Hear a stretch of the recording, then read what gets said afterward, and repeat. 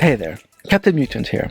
Okay, straight up, I'm not going to manage to talk about this episode without spoiling some sections of it, so if you haven't yet seen the 8th episode of Star Trek Picard, Broken Pieces, save this video for later and come back after you've done so. Spoilers! This episode certainly feels like everything is coming together and is setting the scene and getting us ready for the two-part finale. The Jacques Vache.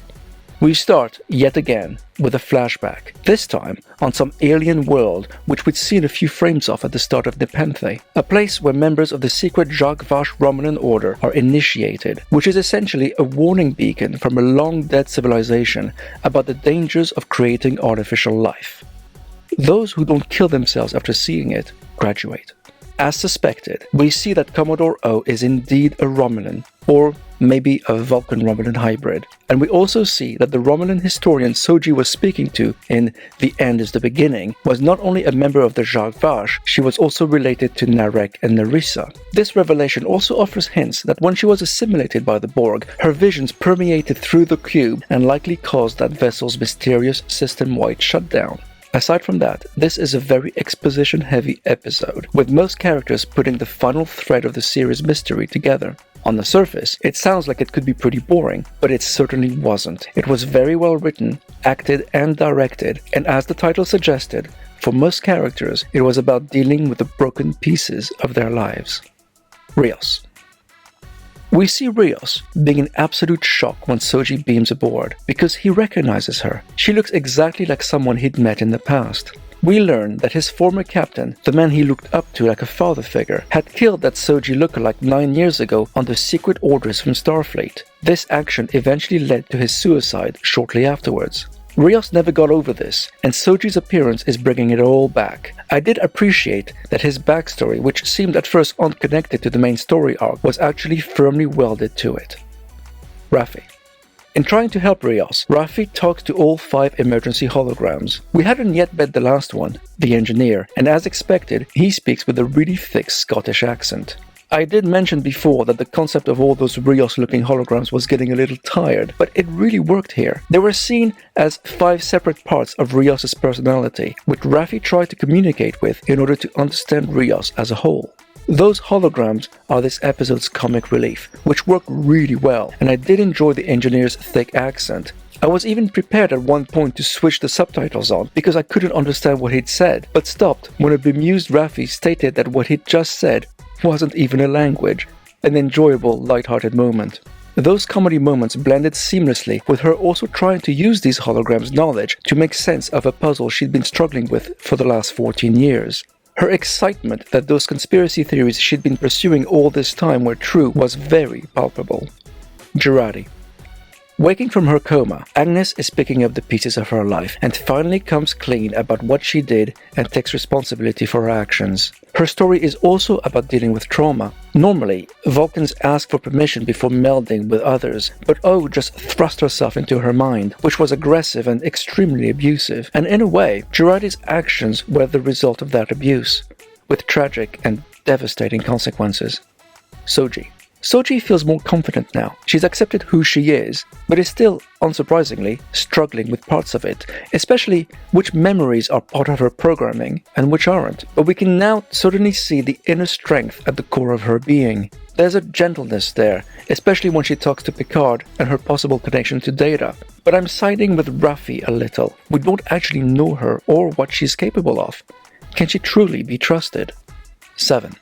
Seven arrives at the cube to protect Elnor, although she thought she was coming to rescue Hugh since the beacon Elnor activated at the end of Nepenthe came from his quarters. But her decision to integrate herself with the Borg cube, essentially becoming the Borg queen for that vessel, was very worrying considering how our guest stars have fared in the series. Seven facing the broken parts of herself and acknowledging the appeal that assimilation can have on a person was actually quite terrifying. I strongly suspect that Seven and the cube will play a pivotal role in the coming finale and hopefully not be used solely as a Borg ex machina. I did appreciate that the antagonists aren't stupid and did actually have a contingency in case the cube reawakened. There's nothing I like less than easily defeatable bad guys. Nerissa. Speaking of antagonists, the broken pieces metaphor wasn't solely explored with our protagonists. Even Nerissa contemplates the broken pieces of her family and the result her aunt being assimilated had on her life. Picard. The whole theme of the series is about picking the pieces of your life and making yourself whole again, which finally explains to me the show's opening sequence, and we see it most strongly with Picard. Since Nepenthe, Picard has changed. You'll notice it in this episode. He feels younger, sprightlier.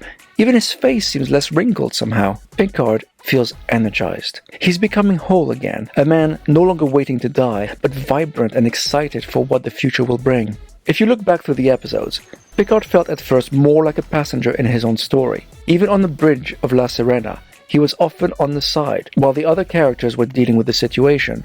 But now, by the end of this episode, he was back as the Picard we knew from the Next Generation, and even confidently sat in the captain's chair, ready to take command of the ship. The only thing that stopped him was that he did not know how to use the three-dimensional holographic interfaces, which was an enjoyable light moment.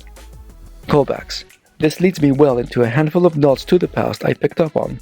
For instance, the three-dimensional interfaces we've seen throughout the series had been mentioned before, most notably in the Deep Space Nine episode, The Visitor. I haven't worked a two-dimensional control panel in a long time. How do we manage? We always seem to muddle through somehow. We learn that the tracker Commodore Orr made Jurati ingest was Viridium. In the movie The Undiscovered Country, Spock used a Viridium patch to keep track of Kirk over light years. Now that we're outside the shield, they'll be able to locate us 2 sectors away. Obviously, over the decades, the tracking capabilities of this product became more discreet than a great big piece of Velcro stuck on your back. During a heart-to-heart with Rios, Picard mentions a Starfleet officer Rios' former captain had served under. We'd seen that officer before, when she and Picard were newly commissioned ensigns fresh out of the academy in the excellent episode Tapestry, where Picard was sent back in time to try and change his past. Lots of botanities. Are you okay? Yes, I'm fine. I'm just a little disoriented, that's all. Mysteries. Although most of the pieces of the mystery have been revealed, we are still left with a few. We now know that the Romulans were right, and there are more androids like Soji out there, and thanks to Rios' realization, these androids have been around for at least 9 years. We know there were 2 androids Rios' captain killed. The second drew a picture of the Soji-like one, but what did he look like? Could this be a younger android version of Maddox, as I suspected this should be in my last review? Who were those mysterious beings who left a madness-inducing warning so that all future species know not to follow their example? I actually wonder if all is not as it seems. Picard says himself that fear is the great destroyer, linking back to the destroyer, the sentient machine that will eventually kill all life in the universe. But this reminding me of the Next Generation episode Contagion, where, having discovered the remnants of the long-dead and reportedly extremely aggressive Iconian civilization... But that knowledge was passed down by the descendants of those who attacked this world. The victors invariably write the history to their own advantage. There is an unfortunate tendency in many cultures to fear what they do not understand. I have a feeling we might have a similar situation here. After all, that unknown yet powerful civilization defeated their androids. Could it be that this warning was made to justify their abhorrent actions? Final verdict.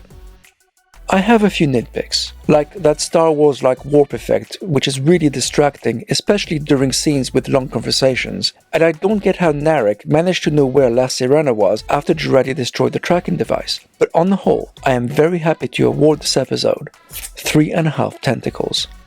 That's all I have for today. Let me know what you think in the comments, and I'll speak to you next time.